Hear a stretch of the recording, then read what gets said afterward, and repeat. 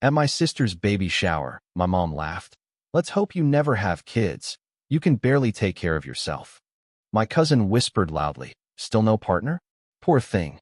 Even my sister added, at least pretend to be useful and take the trash out. I didn't say a word. I just walked to the gift table, picked up the envelope everyone had been eyeing, pulled out the $12,000 check, and tore it in half without saying a word. I, 32M, stood in the corner of the banquet hall watching my sister's baby shower unfold like some surreal performance where I was both audience and punching bag. The room smelled of vanilla frosting and expensive perfume, decorated in pastel blues and whites that probably cost more than my monthly rent. About 40 people milled around, laughing, taking photos, playing games that involved guessing the circumference of my sister's belly with yarn. I held a glass of punch I hadn't touched in 20 minutes. Mom stood near the dessert table holding court with her book club friends, gesturing wildly as she told some story that had them all cackling. She wore the pearls Dad bought her before he died, the ones she only brings out for special occasions.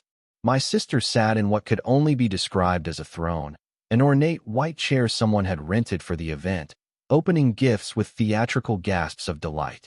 Her husband stood behind her, recording everything on his phone, grinning like he'd personally invented fatherhood. I had arrived exactly on time, which in my family's language meant I was late. The shower started at 2, and I walked in at 2, but apparently everyone else had gotten the memo to arrive at 1:30. My sister had given me a look when I entered, the kind that said she'd be bringing this up for years. I'd brought the gift I'd been planning for months, an envelope that sat on the gift table among the wrapped boxes and gift bags covered in storks and baby bottles. The first hour passed without incident. I helped set up the game stations that were somehow still being assembled when I arrived.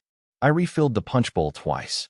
I took photos when asked, always volunteering to be behind the camera so I wouldn't have to explain my absence from the family shots later.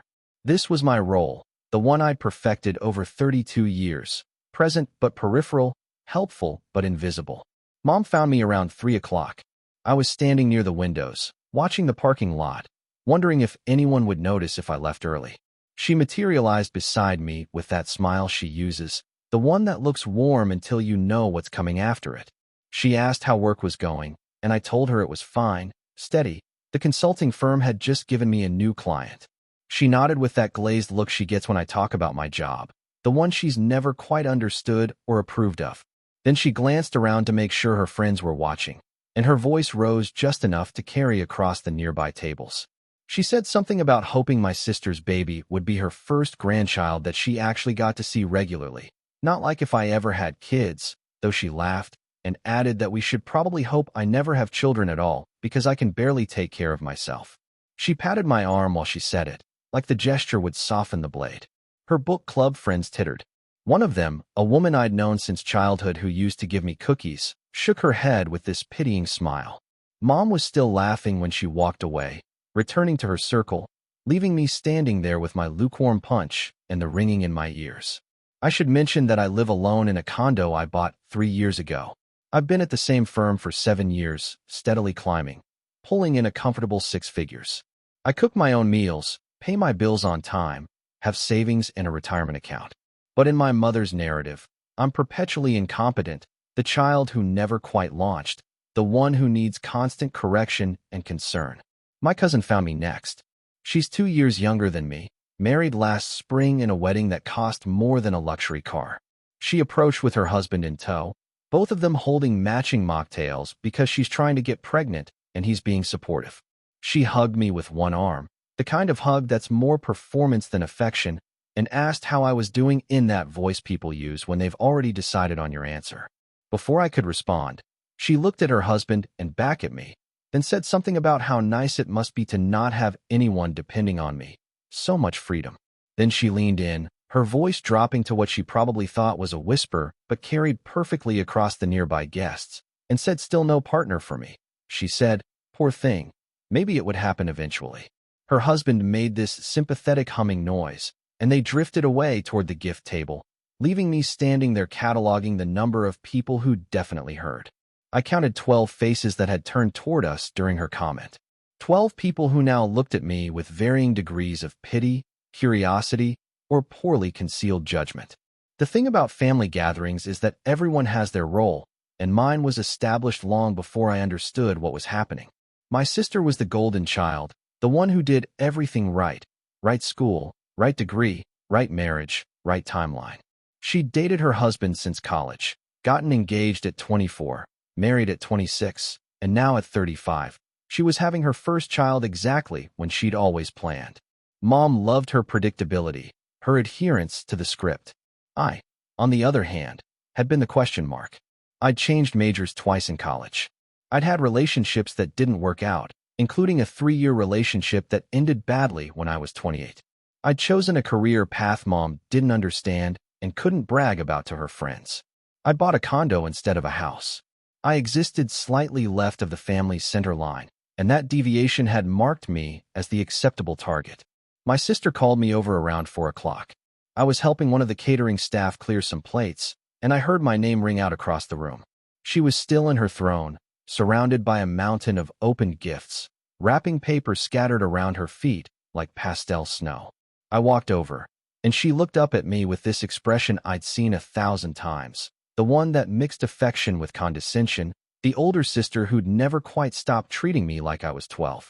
She told me how happy she was that I'd come, then let her eyes drift to the tables that still needed clearing, the gift wrap that needed to be collected, the trash bags that were starting to overflow by the kitchen entrance. She said that at least I could pretend to be useful and take the trash out, since I was just standing around anyway. A few people laughed. Her husband chuckled from behind his phone. Something crystallized in that moment. It wasn't rage exactly, though rage was part of it. It was clarity, the sudden understanding that this would never change. I would always be the family punching bag, the one they could diminish to make themselves feel bigger, the acceptable sacrifice to their need for hierarchy. My presence was valued only for its utility, and my feelings were so far beneath consideration that they could insult me publicly, repeatedly, and expect me to smile and comply. I walked toward the kitchen, but I didn't go to the trash. I went to the gift table. The envelope sat where I'd placed it 3 hours earlier, cream-colored and thick, my sister's name written on the front in my handwriting. I'd spent weeks deciding what to give her. I'd thought about practical things, a contribution to the nursery fund, a high-end stroller, one of those smart bassinets that cost as much as furniture. But I'd settled on cash, the kind of gift that would really help, that showed I understood the reality of raising a child. $12,000. It represented 4 months of careful saving on top of my regular savings. It was the bonus I'd received from landing a major client, money I could have used for a dozen other things, a vacation, upgrades to my condo, investments, or simply padding my retirement account. Instead, I'd written that check 2 days ago, signed it carefully, sealed it in the envelope, and felt good about my decision. I'd imagined my sister's face when she opened it later, the way she'd call me, maybe even apologize for all the little digs, recognize that I was doing well, that I was generous, that I mattered. Standing at that gift table, I understood how stupid that fantasy had been. I picked up the envelope. The room's noise seemed distant, like I was underwater. I could see Mom laughing with her friends across the room. My cousin was playing one of the shower games, guessing baby food flavors while blindfolded. My sister was showing someone the tiny outfit someone had gifted her, holding it up to the light. I opened the envelope and pulled out the check. For a moment, I just looked at it. My signature, the amount written in numbers and words, the date. Then I tore it in half, the sound of ripping paper sharp and final. The room didn't notice immediately. I tore it again, quartering the check, then again, reducing it to pieces. I let the fragments fall onto the gift table like confetti, cream-colored pieces scattered across the other gifts. My sister's friend noticed first. She'd been standing nearby and watched the whole thing, her mouth falling open. She touched my sister's arm, pointed at me, and said something I couldn't hear. My sister's head whipped around, her eyes finding the scattered pieces of check on the table, then finding me. I didn't run. I didn't storm out. I simply turned and walked toward the exit, my footsteps steady and deliberate. Behind me, I heard my sister's voice rising, calling my name, asking what I'd done. I heard chairs scraping, people murmuring, the gathering buzz of confusion and shock. Mom intercepted me at the door. She demanded to know what I was doing, her face flushed, her voice sharp with authority. I looked at her, really looked at her, and told her I was leaving. She asked about the check, what I'd done, why I was acting so crazy. I said I decided to donate that money to charity instead, somewhere it would be appreciated.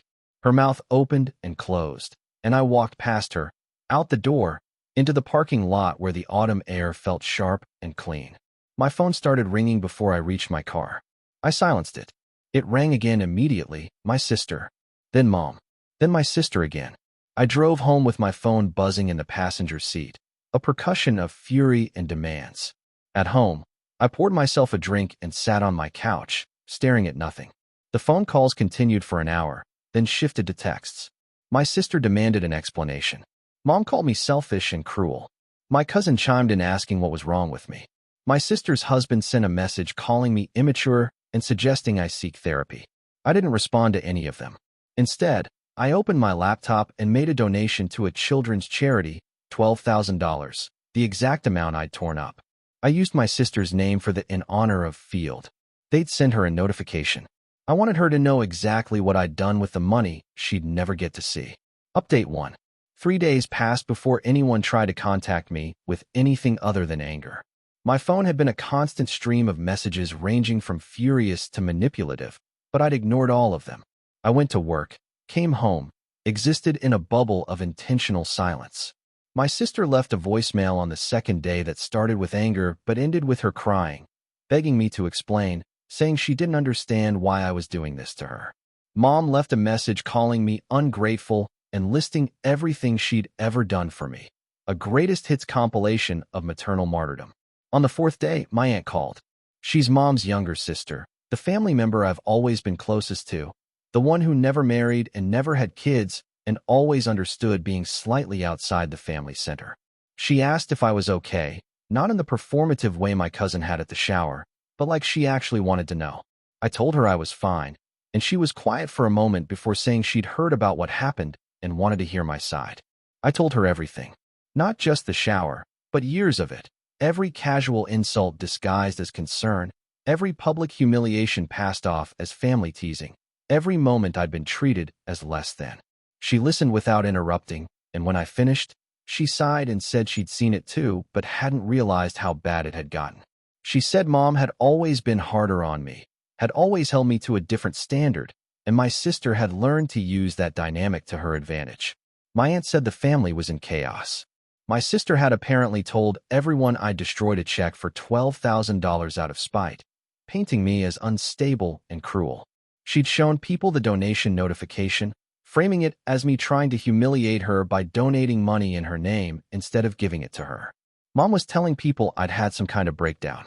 My cousin was speculating about mental illness.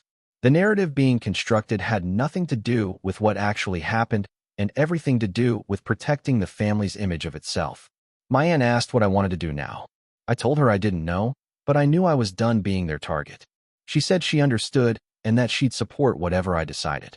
We talked for another hour about other things, normal things, and it reminded me what family conversation could be when it wasn't weaponized. 2 weeks after the shower, my sister showed up at my condo. I saw her through the peephole, standing in the hallway with her hand on her belly, looking tired and nervous. I considered not answering, but curiosity won. I opened the door, but didn't invite her in. She asked if we could talk, and I told her we could talk right there. She looked uncomfortable standing in the hallway, but didn't push. She said she'd been thinking about what happened and wanted to understand. She said the money didn't matter, that she was worried about me, about us. I almost laughed at that. The money absolutely mattered. Her first response had been about the money, her messages had been about the money, and her showing up now was about the money. I asked her if she remembered what she'd said to me at the shower. She looked confused, said she'd made a joke about the trash. It was nothing. I told her it wasn't nothing, that it was the final thing in a lifetime of not nothings. I asked if she remembered Mom's comment, or our cousin's comment, or any of the dozens of other moments where I'd been the family's punching bag. She said I was being too sensitive, that families joke around, that I'd always been too thin-skinned. That phrase, too thin-skinned, was one I'd heard my entire life. The families go to dismissal whenever I objected to being treated poorly. The problem was never their behavior. It was my reaction to it. I told my sister that I wasn't too sensitive. I was finally done pretending their cruelty was love. I told her the money she would have gotten was now helping kids who actually needed it. and that felt better than contributing to her perfectly planned life while being treated like a charity case myself. Her face went red, and she said I was being vindictive and cruel, that she'd never done anything to deserve this, that I was ruining her pregnancy with my selfishness. I asked her to leave. She stood there for a moment, then turned and walked away without another word. Update 2. A month after the shower, Mom called from my aunt's phone. I'd blocked both her and my sister's numbers, but I answered my aunt's call thinking it might be her. Instead, Mom's voice came through, tight and controlled. She said we needed to have a family meeting to resolve this situation, that I was tearing the family apart. I asked if she'd called to apologize, and there was a long silence before she said she had nothing to apologize for, that I was the one who destroyed my sister's special day. I told her that her inability to see what she'd done was exactly the problem. She said I was being dramatic, that the comment about me not having kids was a joke, that everyone laughed. I asked her if she understood that jokes were supposed to be funny, not humiliating. She said I was reading too much into everything, that I'd always been oversensitive, and that my behavior at the shower was unforgivable. I told her that for once, I agreed with her. What happened at the shower was unforgivable. Her comment, my cousin's comment, my sister's comment, years of being treated as lesser. I told her I was done trying to earn respect I should have been given freely. Then I hung up. My aunt called back immediately to apologize for Mom using her phone. She said Mom was desperate to fix things, but couldn't understand what she needed to fix. I told my aunt that was the whole problem right there, distilled perfectly. Someone who can't see their own cruelty will never stop being cruel. Work became my refuge. I threw myself into projects, took on extra clients, stayed late at the office. My colleagues noticed I seemed different, more focused, maybe harder-edged. My boss called me in 6 weeks after the shower and said my performance had been exceptional lately, then asked if everything was okay at home. I told him everything was fine, better than it had been in years, and that wasn't entirely a lie. The holidays approached with the weight of tradition and expectation. Mom sent a group text in November about Thanksgiving plans, including me in the message like nothing had happened. My sister replied with her usual enthusiasm. My cousin chimed in. I watched the messages appear on my screen and felt nothing, no obligation, no guilt, no desire to participate. I didn't respond. 2 weeks before Thanksgiving, Mom called from my cousin's phone. This time I didn't answer. She left a voicemail saying I was expected at Thanksgiving, that it was family tradition, that my sister wanted me there. The message ended with a veiled threat about how my absence would be noticed and discussed, how I was being selfish and childish. I spent Thanksgiving alone by choice. I cooked a small meal, watched movies, and felt more peaceful than I had in years. My phone buzzed periodically with messages I didn't read. My aunt called in the evening to say Happy Thanksgiving and told me she'd skipped the family dinner too, that she couldn't sit through another gathering where I was trash-talked in my absence. We made plans to have our own dinner the following weekend. Update 3. My sister had her baby in January, a healthy boy whose photos flooded social media. I saw them through mutual friends' posts, my sister glowing with exhaustion, her husband proud and overwhelmed, Mom holding her first grandchild with the expression of someone who'd won a long-fought battle. The baby was beautiful, wrinkled, and perfect the way newborns are. I felt nothing but a distant happiness for the child himself, hopes that he'd grow up in a kinder environment than I had. Mom posted a long caption about family and blessings and new beginnings. She tagged everyone except me. The omission was deliberate and obvious, a public declaration of my exile. Friends reached out to ask if I'd seen the baby, if I was planning to visit. I told them I hadn't been invited and left it at that. 2 months after the baby was born, my sister sent a message through a mutual friend. She wanted to talk. She said, really talk this time. She wanted me to meet my nephew. The friend relayed this with an encouraging tone, suggesting I should consider it, that family was important, that babies had a way of healing rifts. I thought about it for a week. I imagined showing up, holding the baby, pretending everything was fine. I imagined the comments that would come later, the jokes about me being the fun uncle, the bachelor uncle, the uncle who'd never have kids of his own. I imagined years of family gatherings where I was included but diminished, present but lesser. I sent a message back through the friend. I said I wished my sister and her family well, but I wouldn't be visiting. I said some gaps are too wide to bridge, and some families are healthier at a distance. The mutual friend seemed shocked. She pushed back, saying family was family, that I'd regret this decision. I told her that I'd spent 32 years regretting my inability to stand up for myself, and I was done with that particular regret. My career flourished. Without the emotional drain of family obligations and constant diminishment, I found reserves of energy and confidence I hadn't known I possessed.